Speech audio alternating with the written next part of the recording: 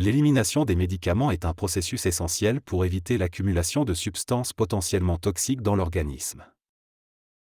Le plan du cours comprend divers aspects de l'élimination des médicaments, notamment les voies rénales, hépatiques, pulmonaires et la quantification de l'élimination.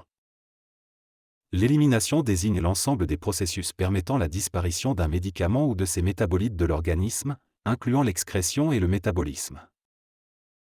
L'élimination rénale est un des principaux moyens par lesquels le corps se débarrasse des médicaments et de leurs métabolites. Les reins jouent un rôle crucial dans l'élimination rénale en filtrant les substances hydrosolubles pour les excréter dans les urines. La filtration glomérulaire est un processus de diffusion passive qui permet aux molécules de poids inférieur à 64 000 de passer dans le filtrat urinaire. La sécrétion tubulaire nécessite un transport actif, consommant de l'énergie et pouvant être saturé, pour éliminer les fractions ionisées hydrosolubles des médicaments. La compétition entre deux substances médicamenteuses pour le même transport actif peut prolonger l'effet d'un médicament, comme dans le cas du probénécide et des pénicillines. La réabsorption tubulaire concerne les médicaments liposolubles non ionisés et se fait par diffusion passive ou par transport actif selon le site tubulaire. La diffusion passive à travers la paroi tubulaire permet la réabsorption des acides et bases faibles liposolubles, influencés par le gradient de concentration urine-plasma. Un acide faible est éliminé plus efficacement dans les urines alcalines, tandis que les bases faibles sont mieux éliminées dans les urines acides.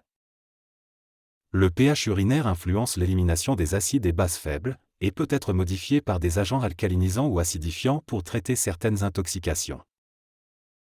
Les mécanismes d'élimination rénale comprennent la filtration glomérulaire, la sécrétion tubulaire et la réabsorption tubulaire, chacun jouant un rôle spécifique.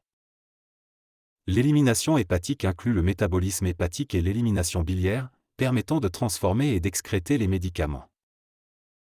L'élimination biliaire nécessite un poids moléculaire minimum de 300 et une structure amphipathique pour que le médicament soit excrété dans la bile.